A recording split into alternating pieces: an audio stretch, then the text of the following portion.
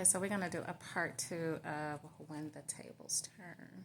So we left off with Jessica standing in the bathroom in complete freaking shock. Like, first of all, how did her boss get all the pictures of her in her hotel with this guy? I mean, she only knew the guy for a few days. She had did some online swiping and found him. Who was he? Was her boss following her? I don't know. Jessica was hoping to get down to the bottom of it today. Or maybe later when her boss was ready to. She didn't know what to do. Okay, so let's start there. Jessica stood in the bathroom in complete shock. She couldn't believe that Margaret just walked off. Like, how could she leave her with no answers? Jessica stood there and put her hands over the sink and looked into the mirror and said, how can someone do this to me? I thought me and Margaret were pretty cool. That's what I get. That's what I've been here for 6 years. And this is how she do me? How'd I just walk the fuck off? Jessica thought about it. She contemplated. But what would she tell her husband? How would it... Jessica took a deep breath. She said, I'm going back to work and I'm going to do my job. And then I'm going to get the fuck out of here today. Okay. So she collected herself and she took a paper towel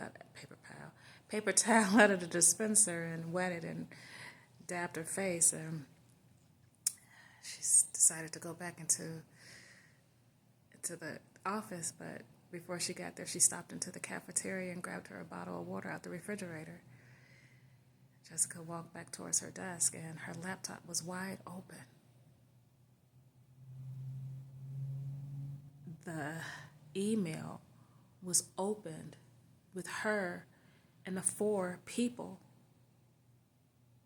Who did this? When she got back to the office, everyone was looking at her, but with their head kind of down, but just, they all knew. Jessica hurried up, went to her desk and slammed her laptop, and then she stood up and she looked around and everyone just kind of focused on what they were doing, and Jessica looked into her boss's office and she had her head just in her computer.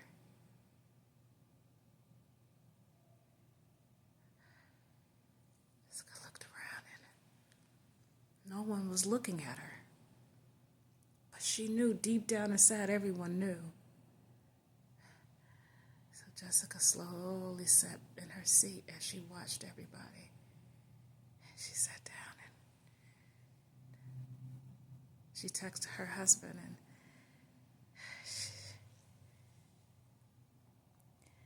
Brian, I'm not feeling well. I think I'm going to leave work early. She waited for him to respond, and he didn't respond right away, so she opened up her laptop again, and she downloaded the pictures that her boss had sent her. She just couldn't believe it. What was going on? Why was her boss trying to blackmail her? Why was she trying to expose her to the office? What did Jessica do to her?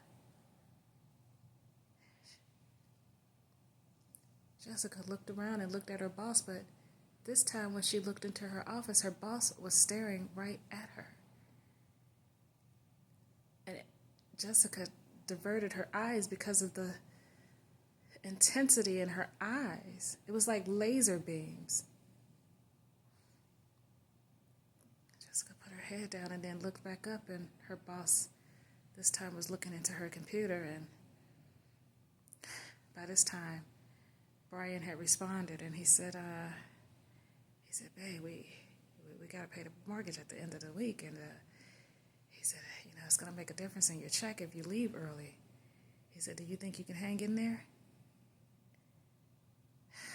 Jessica put her head down, and she swallowed hard, and she responded, and she said, I'll do my best. I'll do my best, babe. If not, then I'll let you know when I'm leaving out. And then he responded right away. Okay, baby, hang in there as long as you can. I love you.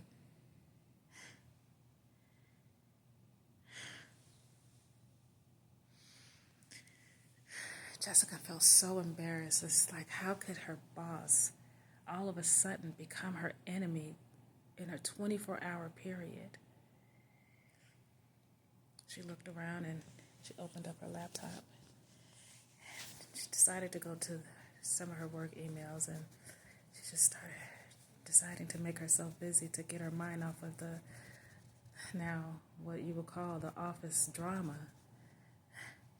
So Jessica found a client that she can work with, and she started to type the client in.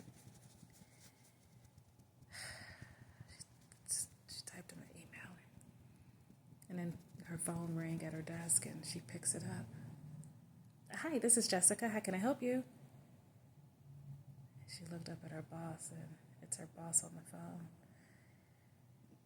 Jessica, this is Margaret.